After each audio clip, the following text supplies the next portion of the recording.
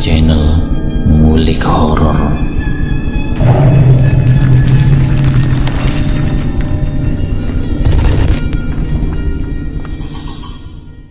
Assalamualaikum warahmatullahi wabarakatuh. Kembali lagi di channel Ngulik Horor. Channel ini menceritakan tentang kisah-kisah misteri. Kali ini saya akan membawakan kisah misteri yang diambil dari Ngulik Misteri dan ditulis oleh @nafila.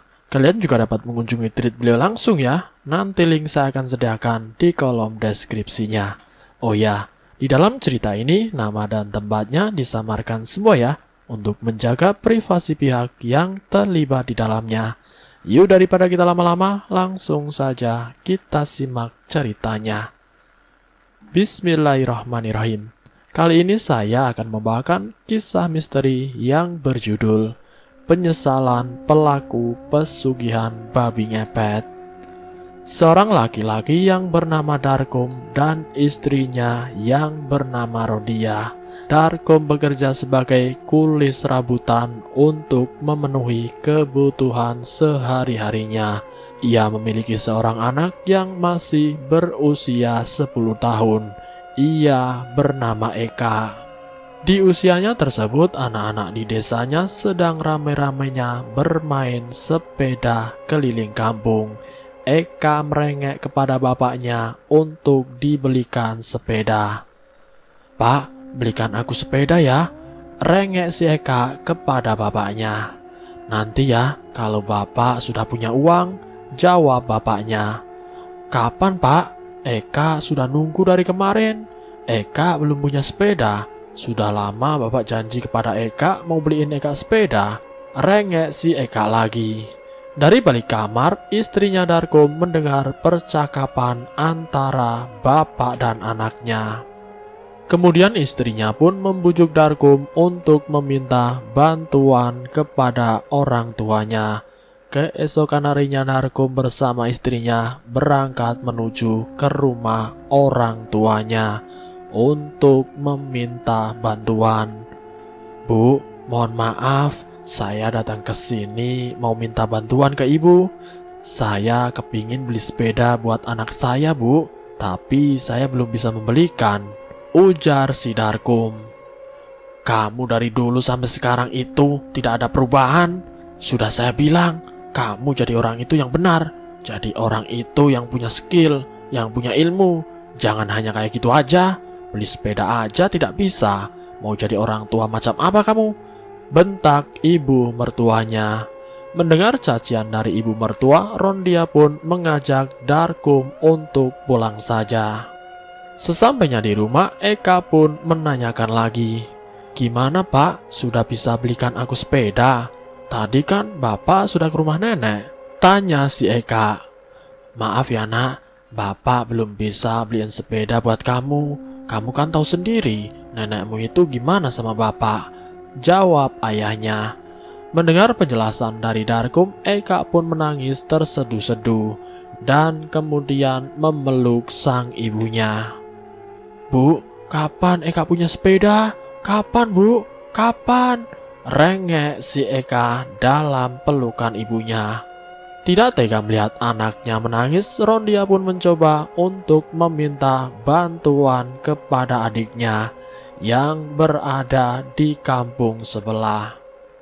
Pada saat itu juga Darkum dan istrinya langsung berangkat ke kampung sebelah untuk meminta bantuan kepada adiknya Rondia. "Dek, Mbak mau minta tolong, kalau kamu ada rezeki." Belum sempat selesai bicara, adiknya Rondia memotong pertanyaannya. "Ada apa Mbak? Minta tolong aja terus. Kalau kesini minta tolong terus, memang tidak ada tujuan lagi apa selain minta tolong?" tukas adiknya. Belum sempat menyampaikan tujuan sebenarnya, namun mendengar respon dari adiknya itu, tanpa buang-buang waktu, Darkum dan Rondia pun langsung pulang ke rumah. Sesampainya di rumah, Eka hanya bisa menangis terseduh-seduh. Darkum bingung bagaimana caranya mendapatkan uang untuk membelikan sepeda. Tidak berselang lama, Darkum pun mempunyai ide. untuk melakukan tindakan hal yang lain. Rondia sangat kaget apa maksudnya hal yang lain. Kata orang-orang di kampung sebelah, ada tempat yang bisa bikin keluarga kita kaya raya, Bu, ujar si Darkum. Maksudnya Bapak kepesugihan, jawab si Rondia. Iya, Bu, kita mau minta tolong sama siapa lagi? Bapak hanya bekerja serabutan. Kalau tidak ada yang nyari, kita tidak bisa makan, Bu. Dan ini yang kita dapat selama 10 tahun ini, ujar si Darkum. Dengan gelapnya mata si Darkum dan buntunya pikiran istrinya, akhirnya mereka memutuskan untuk ikut pesugihan. Eka pun dititipkan ke tetangga rumahnya. Darkum dan istrinya bergegas ke tempat yang dituju. Sesampainya di sana, ia bertemu dengan Mbah Dukun. Di sana Mbah Dukun menanyakan apa tujuannya ia ke sini. Lalu kemudian Darkum dan Rondia pun menjawab, saya datang ke sini mau minta tolong, Mbah. Ada tidak yang bisa bikin saya kaya raya? Ujar si Darkum. Dengan sigap si Dukun itu menjawab, oh, itu soal gampang, tapi ada syaratnya, jawab Mbah Dukun. Apa syaratnya, Mbah? Tanya si Darkum. Kamu harus menyiapkan semua syaratnya, seperti kembang 7 rupa, sesajen, jajan pasar, dan puasa 30 hari di suatu tempat yang saya tentukan, jawab Mbah Dukun. Tanpa berpikir lagi, Darkum dan Rondia langsung mengiyakan apa yang dibilang oleh Mbah Dukun. Tapi hanya Darkum yang melakukan itu. Kedua orang itu pulang ke rumah untuk menyiapkan syarat-syarat tersebut. Setelah siap, Darkum kembali ke Mbah Dukun dan diantar ke tempat yang dimaksud. Sebuah tempat yang dimana terdapat pohon yang menjulang tinggi dan sangat besar. Dan di bawahnya terdapat makam yang sangat panjang. Di tempat itulah Darkum berpuasa. Namun anehnya puasa setiap pagi meminumnya air embun. Dan berbuka puasa dengan 7 kepalan ketan. Ritual itu pun dijalani Darkum demi bisa menjadi kaya raya. Singkat cerita, di hari ke-19 Darkum ditemui oleh seekor babi yang berukuran besar seperti kerbau. Darkum pun terlonjak kaget melihat siluman babi yang berukuran besar seperti seekor kerbau. Kamu kesini mau apa? Tanya siluman babi. Saya kesini mau cepat kaya, jawab Darkum terbata-bata. Kamu harus mengikuti syarat yang saya ajukan. Syaratnya adalah kamu harus menyajikan anak balita. Terserah kamu mau dapat dari mana, lanjut siluman babi. Tanpa berpikir lama, Darkum mengiyakan saja syarat itu. Tidak berselang lama, siluman babi itu pun menghilang. Syarat puasa 30 hari tetap Darkum jalani.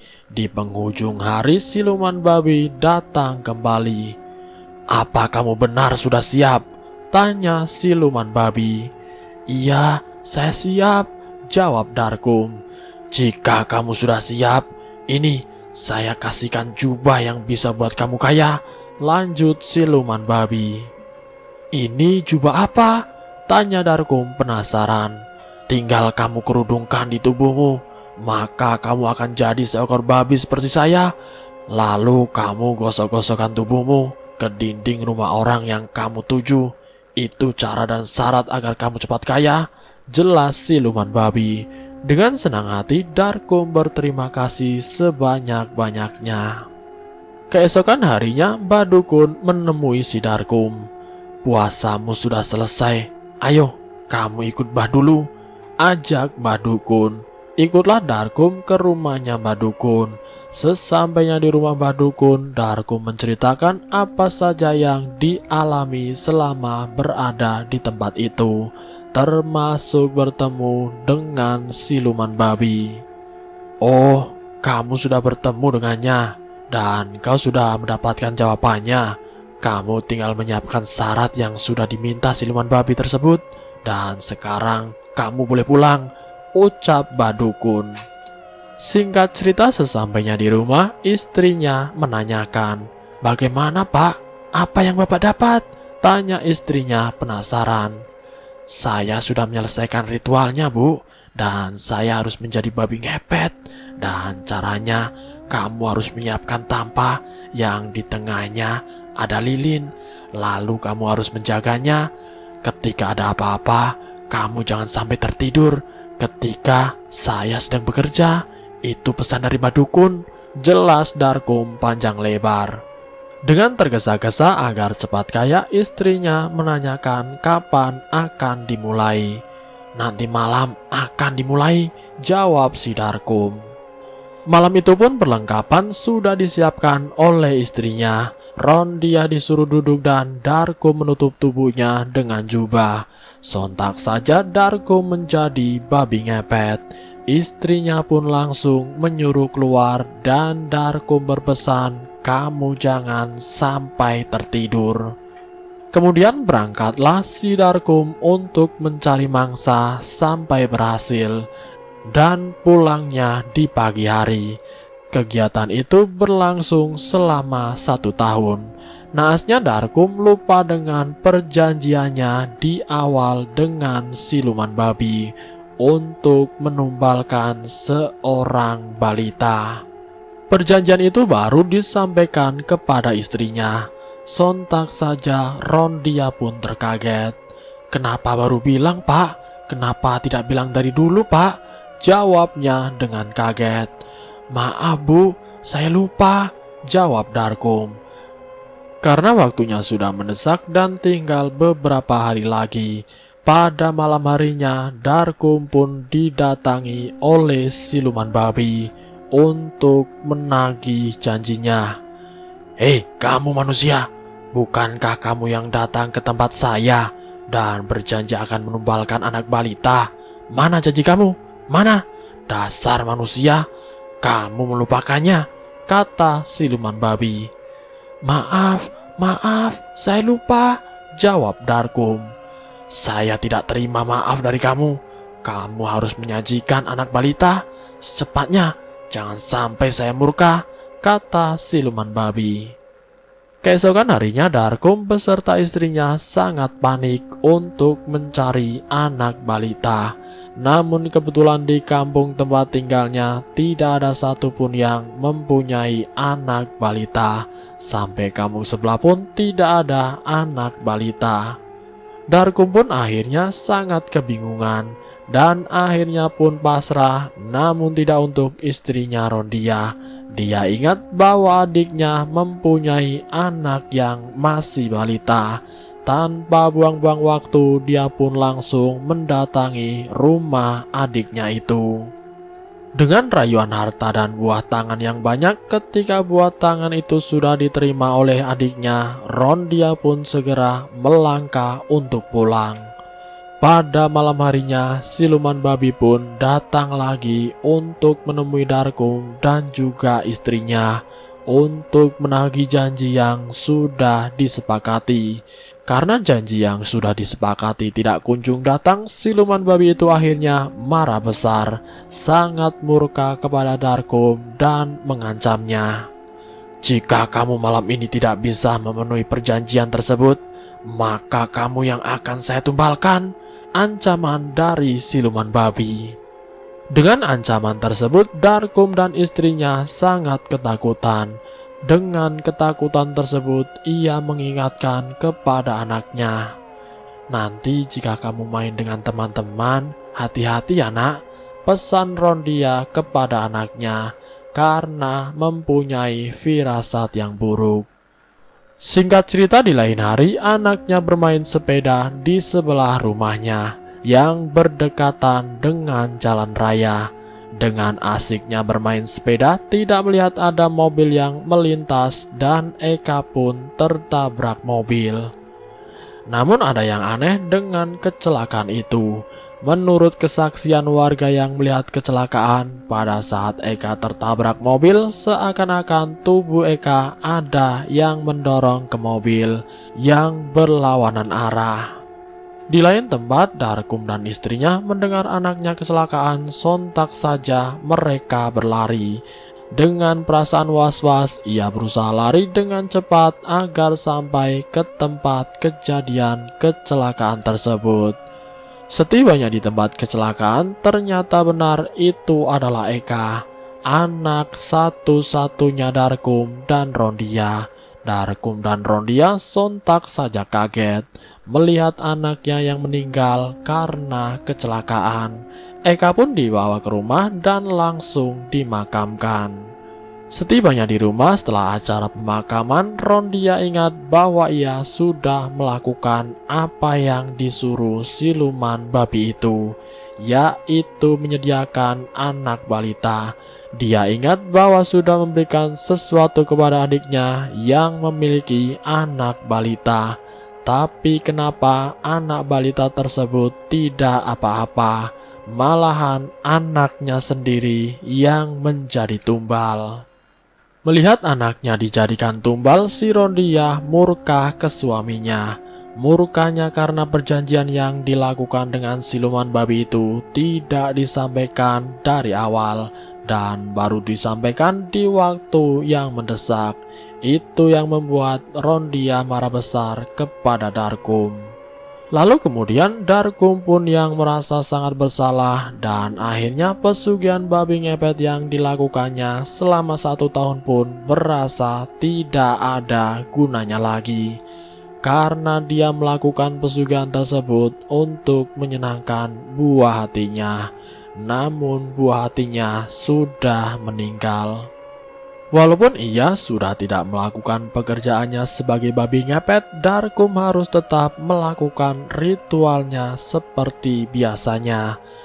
Ritualnya setiap bulan purnama, dia harus mendatangi tempat yang dulu ia pernah melakukan ritual. Ritual yang dilakukan seperti biasa, meminum segelas air yang berisi darah yang sangat bau amis. Diminumnya darah tersebut bukan hanya darah, tapi siluman babi meminta hal yang lebih kepada Darkum, yaitu untuk melakukan hubungan badan dengan siluman babi itu selama kurang lebih 6 bulan selama bulan purnama. Darkum dan istrinya sudah tidak melakukan pekerjaan itu lagi. Di lingkungan tempat tinggalnya setiap malam Jumat diadakan pengajian rutin. Darkum beserta istrinya rutin ikut pengajian tersebut. Di kesempatan tersebut ada salah satu ustadz yang bisa melakukan kebatinan atau memiliki ilmu spiritual lebih, dan ia menanyakan kepada Darkum. "Mohon maaf Pak sebelumnya. Maaf, Bapak kenapa seperti sedang sedih? Kalau boleh tahu, Bapak kenapa ya?" tanya Ustadz. "Tidak apa-apa Pak, saya bingung hidup saya untuk apa?" jawab Darkum. "Loh, ya hidup untuk hal yang bermanfaat toh Pak?" jawab si Ustadz. Darkum pun memberikan pertanyaan kepada Pak Ustadz. "Hal bermanfaat seperti apa Pak? Saya sudah tidak memiliki tujuan hidup Pak. Apa yang harus saya lakukan?" tanya si Darkum. "Maaf Pak, maaf sekali. Boleh saya nanya, apa Bapak pernah melakukan pesugihan babi ngepet?" tanya Pak Ustadz. Darkum yang mendengar itu pun terlonjak kaget. Karena keterkejutannya dan takut, Darkum pun mengaku, "Benar, saya sudah tahun melakukan pesugihan babi ngepet. Tapi semenjak anak saya meninggal, saya sudah tidak melakukannya lagi Pak. Karena buat apa saya kaya, tapi tidak ada anak. Tujuan awal saya ingin kaya hanya untuk anak saya. Dan sekarang anak saya sudah tiada. Ini mungkin yang terlihat di mata Pak Ustadz, bahwa saya terlihat murung dan sedih tidak seperti orang pada umumnya," jelas si Darkum. "Apa kamu ingin terlepas dari jeratan siluman babi?" tanya Pak Ustadz. "Apa Bapak bisa bantu saya?" tanya Darkum. "Insya Allah, jika Allah menghendaki, kamu bisa menjadi manusia yang lebih baik lagi untuk kedepannya. Di dunia ini tidak ada yang tidak mungkin," lanjut Pak Ustadz. Dari obrolan tersebut, Darkum dan Pak Ustadz sering berkomunikasi. Sampai akhirnya Pak Ustadz menyarankan Darkum dan juga istrinya untuk berpuasa yang sewajarnya yang dilakukan setiap hari selama 1 minggu.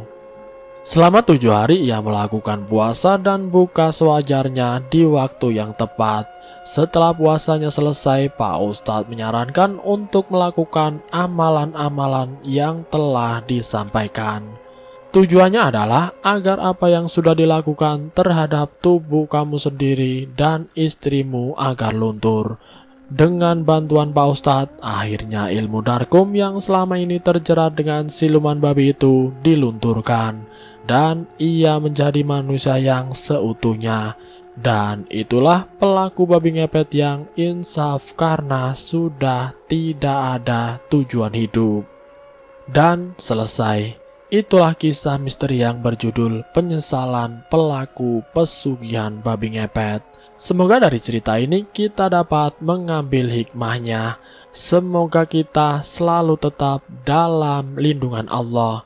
Dan semoga kita selalu di jalan yang benar. Ambil sisi positifnya dan buang jauh-jauh sisi negatifnya. Terima kasih sudah mampir di channel kami. Jika kalian tertarik dengan video kami, silahkan tekan tombol like, share, dan komen. Tekan subscribe untuk mengikuti video kami selanjutnya. Wassalamualaikum warahmatullahi wabarakatuh.